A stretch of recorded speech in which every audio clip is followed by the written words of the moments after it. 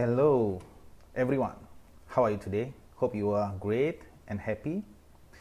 Today we would like to learn about chest X-ray interpretation in congenital heart surgery. First of all, we have to understand the anatomy of topography organ of the mediastinum and also lungs. So we can understand, we can imagine the location of the heart, location of the lung, location of the maybe atelectasis, and also related to the heart tissue like clavicle or trachea, yeah, or in abdominal organ like stomach, yeah. So this is very important to understand first before reading the X-ray.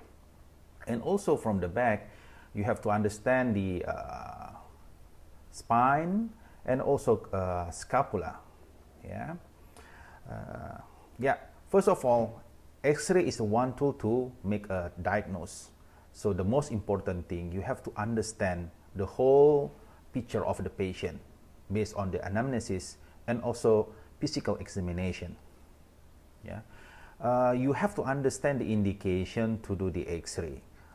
Mostly is before the heart surgery or big surgery, because the anesthesiologist and also the team really need to know whether there were lung problem or heart problem before the surgery, and also to understand more related to the heart or the lung problem in congenital heart diseases or lung diseases.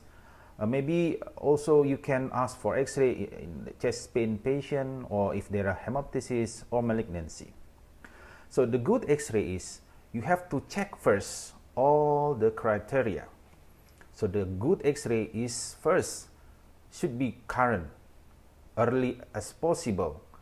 The status of the patient right now is very important, yeah, because a long or old X-ray maybe cannot describe the current condition of the patient. So the date also have to be stated on the X-ray. And also you have to check whether this is in correct X-ray of correct patient or not, based on the ID, date of birth, or medical record number. Maybe the patient has the same name, but sometimes has the different date of birth or medical record number. It's very dangerous. Yeah, you have to make it clear first, the identification. And also the good X-ray should be has mark, left or right mark, like this X-ray. This is the mark on the left side here. So it means that this is the left side of the patient, this one is the right side of the patient.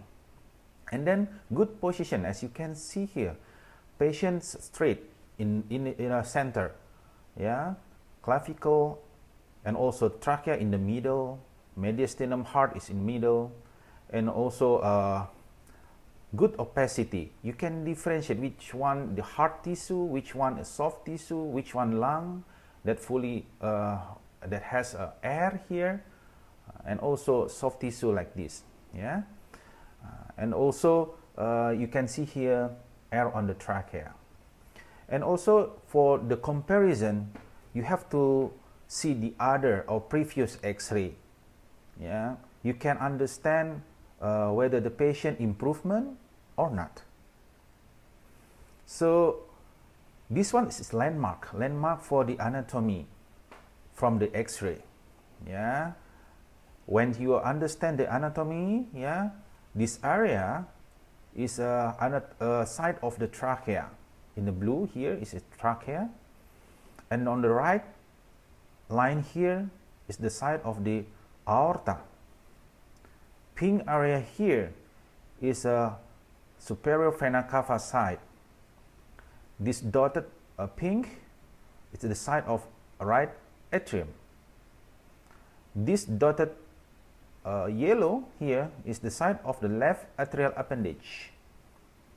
This thick line, yellow line, is the area of left ventricle, and this part is belong to pulmonary trunk. So there are two positions, antero-posterior or posterior-anterior position. You can differentiate, but to understand that anteroposterior is usually patient is not stable in supine position.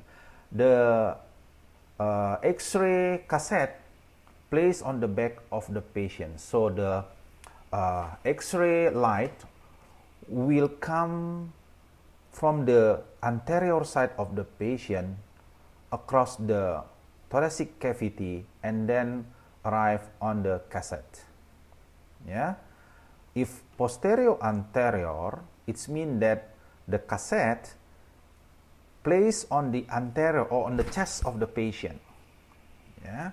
So the light will start from the back of the patient, entering the mediastinum, and then goes through to the cassette.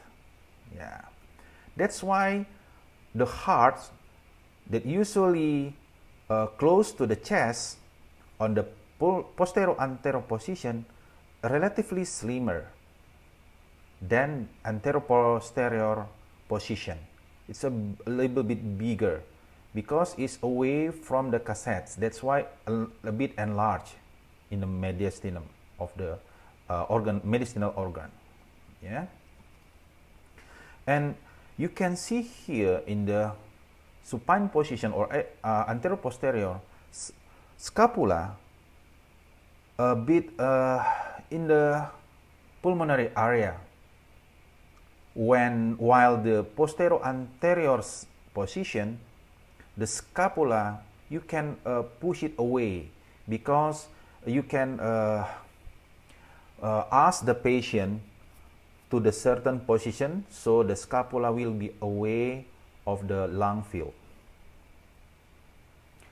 Inspiration and expiration also has different picture.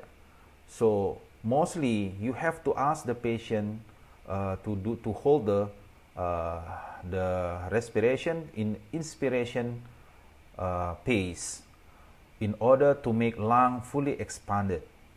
Yeah, as you can see here, the lungs are bigger on the inspiration position compared to the expiration position. And while in inspiration, you can see here diaphragm push away to downward here, while expiration, diaphragm push up a bit. That's why the heart mediastinum organ a bit bigger compared to the inspiration picture like here. Yeah, in congenital heart surgery, sometimes you have dextrocardia, the heart on the right position, the apex of the heart on the right position, on the right chest. Yeah, if this dextrocardia followed by the, as you can see here, the gastric gas here on the right side, you call it situs inversus. So all the abdominal organ also inverted. Yeah, not normal. Yeah, not in normal side. Usually gastric gas, yeah, usually on the left side, and this is the liver on the left side. So we call it dextrocardia situs inversus.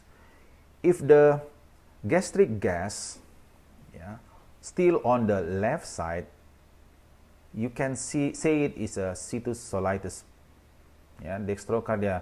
So while the heart's on the right side, but the gastric or abdominal organ still on its place like normal, the gastric gas here and hepar is still here, yeah, on the right side. Yeah, for the pneumothorax, yeah, that we can say pneumothorax if the air entrapped on the pleural cavity. This one on the right, on the left side here, as you can see here, a bit blackish than the left side. Yeah, since the patient on the supine position, that's why it's not really clear we state it as a pneumothorax, because the air will be moved to the anterior part of the chest. It will be different if you take the X-ray in erect position. Yeah, as you can see here, air will go to the upper side of the thoracic cavity. Yeah, that's why you can see clear here the air. Yeah, it's very different. This is the vascularization of the lung. So there is a pleural line here. This is a pneumothorax. Yeah, in the kid, this is a spontaneous pneumothorax. It's more clear. It's an erect position also. Yeah, so you can see pleural line over here. This is the air entrapped on the left side of the thoracic cavity. On the neonate, for example, this patient, this is slightly pneumothorax on the right chest. You can see here the pleural line. Yeah. So this picture shows the pleural effusion, because you can see here the more white on the right side. Yeah, it's filled with the fluid on the right chest, and then that effusion will push the lung to the more central.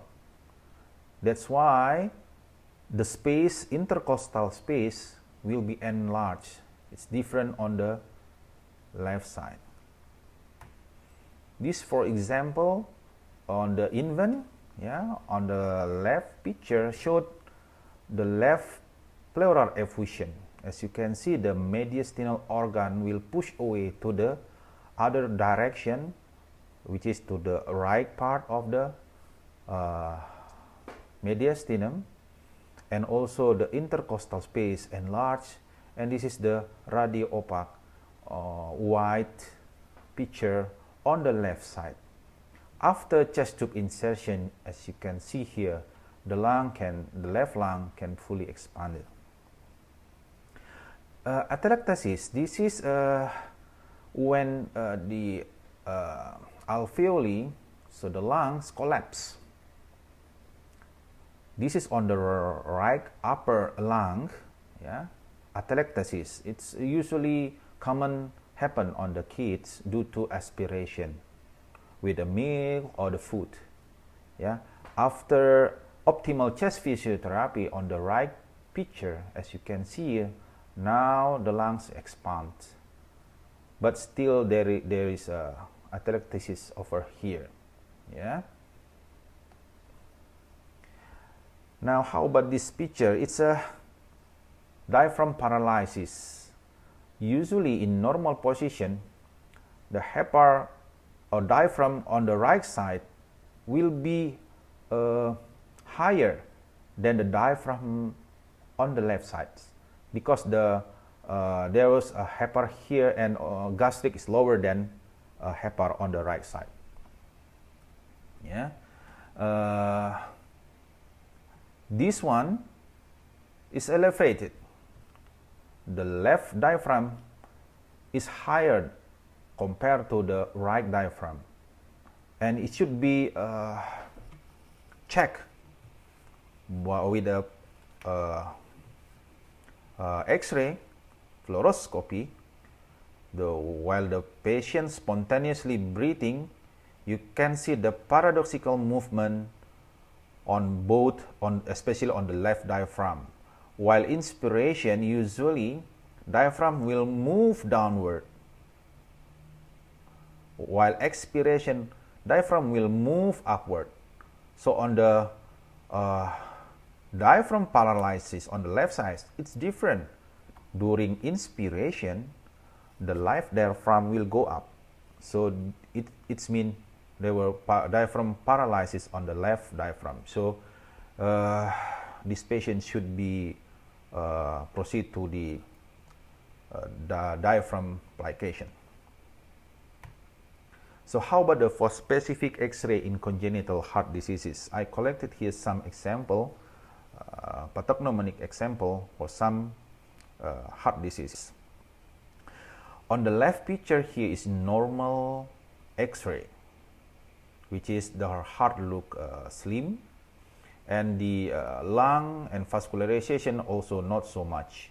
compared to the right side here, this patient has increased pulmonarization, increased pulmonary artery flow. So the pulmonary artery will be enlarged. So that's why in the pulmonary artery segment here will be bulging. Yeah. And also the vascularization of the lung increase compared to the normal one. Yeah. And also while the patient has a enlarged increase of the pulmonary blood flow, this patient on VSD, ventricular septal defect patient, so the left heart will be enlarged too. Left ventricle will be enlarged too. That's why it will be downward here. So as you can see, the angle of the cardiophrenic angle will be not sharp, yeah. This one on 7 years old atrial septal defect patient, as you can see, also remarkable increased pulmonary vascularity. We call it plethora. Yeah. So here, this is a plethora. This is a sample of plethora. While the patient is too late, in the older patient, this patient 54 years old, and this one is 36 years old, there are already pulmonary artery diseases, severe pulmonary hypertension. We call it Eisenmenger syndrome. So the sign here is prune tree. So in the hilum area is more white here. It's already calcified, while in the peripheral lung is so opaque, yeah, still black here. We call it prune tree sign. For tetralogy of Fallot, there were boot-shaped appearance. Why it's like a boot shape? Because it's the enlarged right ventricle will elevate the apex of the heart. Yeah. So the angle here is sharp. The angle of cardiophrenic angle is sharp here, and on the lung segment, pulmonary artery segment is concave, not bulging like before, and also oligemic on the both lung. It means that there will decrease on the pulmonary artery flow. So the shape here is like a boot. Yeah. While for the supracardiac TAPVC, total anomalous pulmonary venous drainage, the sign is a snowman appearance. It's like a snowman. This is the snowman head here, and this is the snowman body. This due to the dilated of innominate vessel, and usually here is a vertical vein, drainage to innominate vein, and then went to the superior vena cava, also enlarged here. So it's looked like snowman. Yeah. This is the another example. So on angiogram, yeah, snowman appearance also, as you can see here, the contrast we put it on the pulmonary artery, and then slowly went to the vertical vein, as you can see here. Now this is a vertical vein, went to the innominate vein, and then to the superior vena cava. And this is a classic Epstein anomaly. When you see the X-ray like this, wall to wall of the heart, yeah, wall to wall heart like this, yeah, very large heart. So you have to be careful. This will be the Epstein anomaly, yeah, because this area is due to the enlarge of the right atrium. Yeah, the ventricle usually very small. Yeah, they were possibly the normal vascularization of the lung, so it looked like the box-shaped appearance. And This one is special for the transposition of the great artery. We call it egg on string sign. So the heart should look like an egg here. Yeah, and there were transpose of the great artery, anterior-posterior position of the great artery. So the great artery area will be very small. So it's look like a string. Yeah, and the hypervascularity of the lung, both lung, usually because of they were VSD also. And sometimes you have to be careful in the pulmonary atresia and intact ventricular septum. Yeah, on this patient only has the aorta. There was no main pulmonary artery. That's why in the great artery area is also slim-like transposition of the great artery, but the difference is the vascularity of the lung is increased on the TGA, not in the pulmonary atresia. So be careful, yeah, because it's almost small similar. I think that's it for now. Your attention. If you have any question, just mention it on the comment section. We will answer all the comments. Thank you very much and have a good day. Bye.